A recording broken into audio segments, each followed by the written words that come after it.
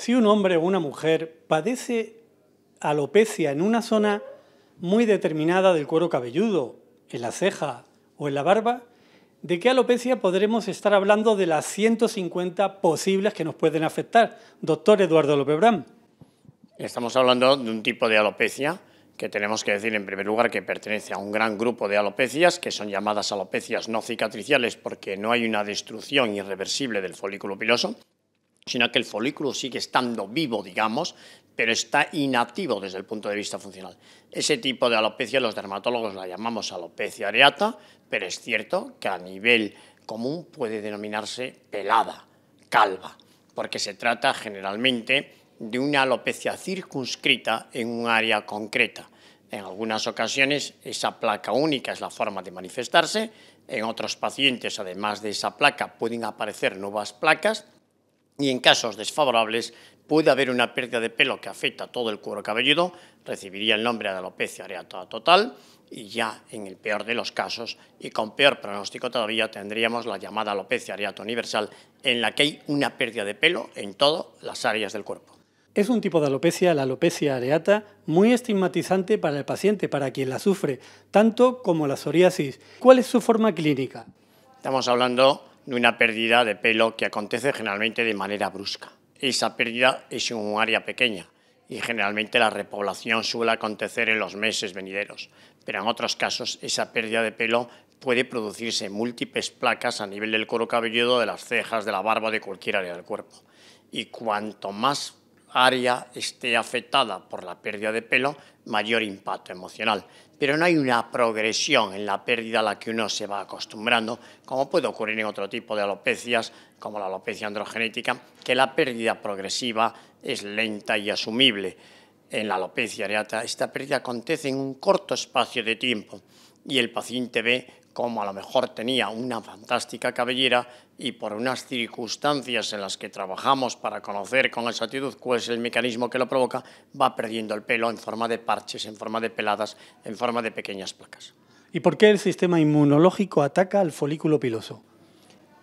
Muchos equipos investigadores de todo el mundo trabajamos en encontrar hasta el último mecanismo que explique la etiopatogenia, el por qué nuestro sistema inmune se altera, por qué nuestro sistema inmune entiende que el folículo piloso es un agresor, es un agente externo, es lo que llamamos un antígeno, un cuerpo extraño, y desarrolla mecanismos de defensa contra el anticuerpos para intentar eliminarlo. ¿Cuál es la causa que genera esa alteración del sistema inmune? Pues probablemente hay algo multifactorial, son un conjunto de factores, no es un factor único, probablemente hay una predisposición genética. En segundo lugar, hay una alteración en el funcionamiento del sistema inmune y esta alteración en el funcionamiento del sistema inmune se podría en marcha en los pacientes con esa predisposición genética por un conjunto de factores probablemente de tipo emocional, estrés, ansiedad, desánimo, etcétera, lo que a su vez se va a ver agravado por la pérdida de pelo entrando en un círculo vicioso, pérdida de pelo, ansiedad, mayor pérdida de pelo. ¿Y cuáles son los tratamientos más habituales hasta el momento? Era un campo muy difícil, la alopecia areata, en la que se han ensayado múltiples terapéuticas con resultados muchas veces desalentadores. Estos resultados de los tratamientos que empleamos, que van desde la sensibilización con algunos irritantes como la difenciprona, el uso de corticoides tópicos, de fototerapia, etcétera, etcétera, eran realmente poco halagüeños. Lamentablemente los pacientes sufrían un enorme impacto y los dermatólogos teníamos pocas opciones de pelear con éxito este problema.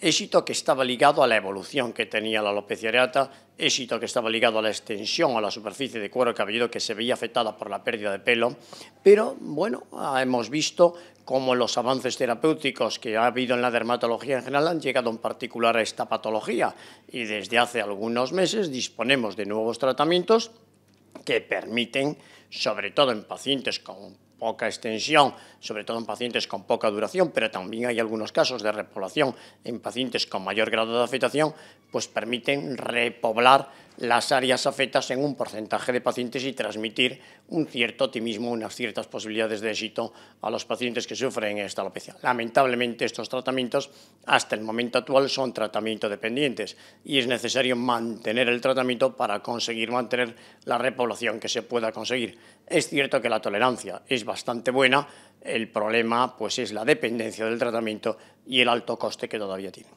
Pero la llegada de nuevas moléculas está ahí. Por eso vamos a escuchar a la doctora Carmen Carranza Romero, dermatóloga de este gran servicio del Hospital Clínico. La inmunoterapia de contacto pues, es un tratamiento que se utiliza a nivel mundial, es un tratamiento muy extendido.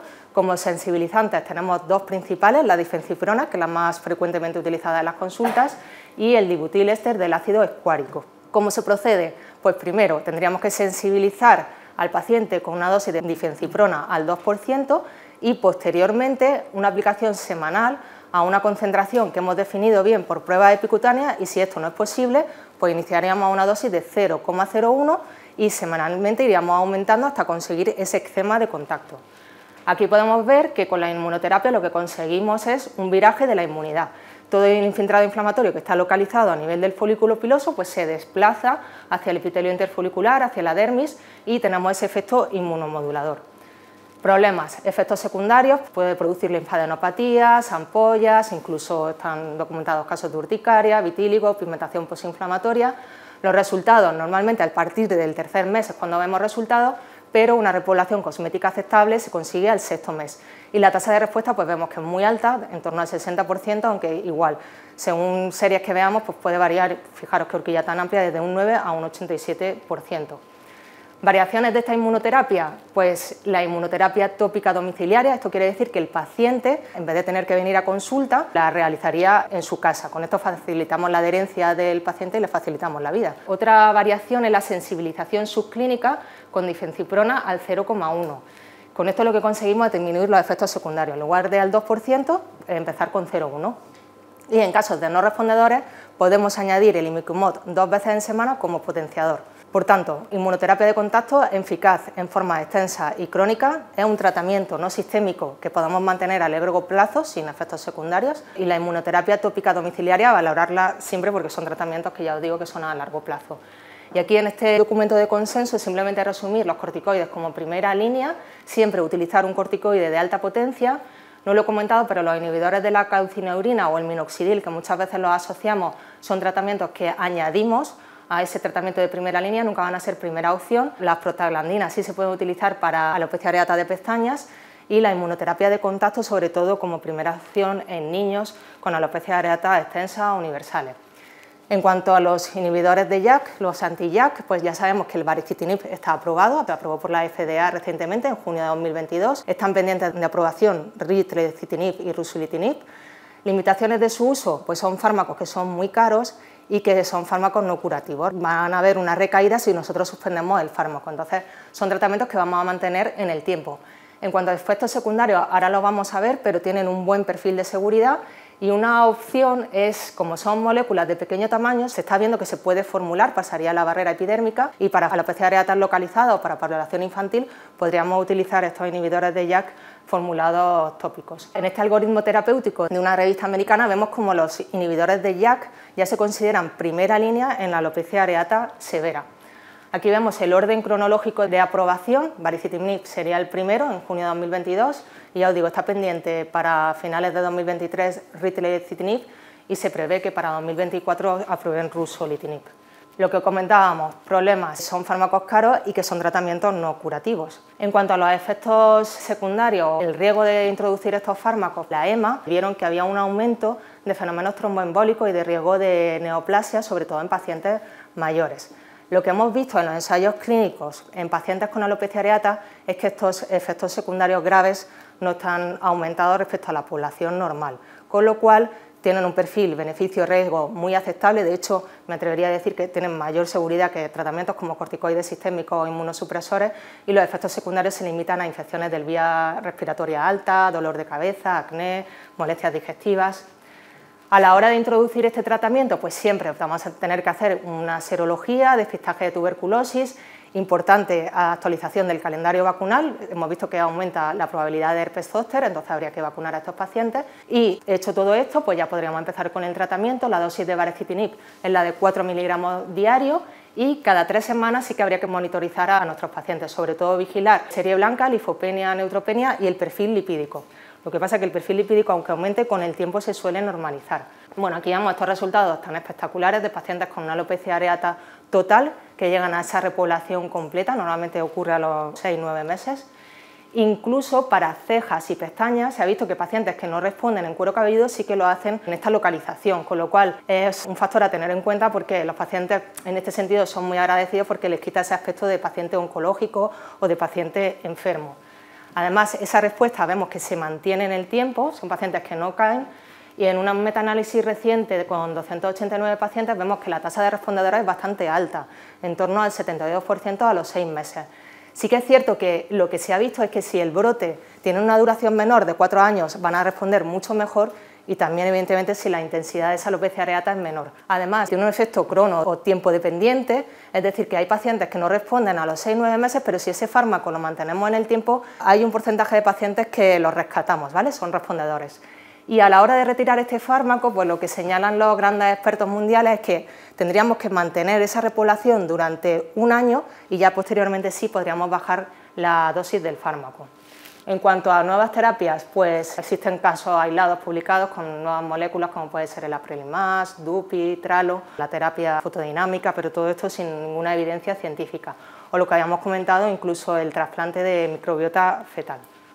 Y una opción también válida cuando ya no podemos utilizar ninguno de estos tratamientos que hemos descrito, incluso señalan los inhibidores de JAK como primera línea terapéutica. En este sentido he traído este algoritmo terapéutico, que es un poco el que hacemos todos, yo creo, en consulta, que es de la doctora Garnacho del Reina Sofía, que ya lo que plantea es, si tenemos una placa menor del 50% con escasa actividad y signos de repoblación, introducir un corticoide tópico como primera opción, como hemos comentado siempre, un corticoide de alta potencia, a esto se le puede añadir minoxidil y para disminuir efectos secundarios podemos mezclarlo con lactato amónico al 12%. Si ya estamos hablando de una alopecia de más del 50%, con signos de actividad, que va y viene, con repoblación y con resistencia al tratamiento, podemos valorar los minipulsos con desametasona 2 o 3 días consecutivos en semana. Y si ya estamos hablando de una alopecia areata universal o total, pues ya utilizaríamos la inmunoterapia con difenciprona o incluso los inhibidores de JAK con muy buena respuesta. Por tanto, como novedades terapéuticas, no es tanta novedad, pero sí que cada vez se está imponiendo más en consulta los minipulsos de desametasona oral, la inmunoterapia tópica con difenciprona y sus variantes, pues esa sensibilización subclínica o el tratamiento a nivel domiciliario, los fármacos inhibidores de JAK, que son toda una auténtica revolución, y siempre teniendo en cuenta que ningún tratamiento va a alterar el curso natural de la enfermedad. Por tanto, tenemos que hacer un tratamiento individualizado. En niños, en formas leves, una actitud expectante es una opción totalmente válida. En formas extensas, dejar bien claro al paciente probables efectos secundarios y ese tratamiento que lo vamos a tener que mantener a largo plazo y tener en cuenta que, bueno, que la clínica de la alopecia areata es bastante variable e impredecible y se considera un desafío terapéutico ya no solo el tratamiento, sino el mantener esa respuesta e intentar retirar el fármaco que hayamos utilizado.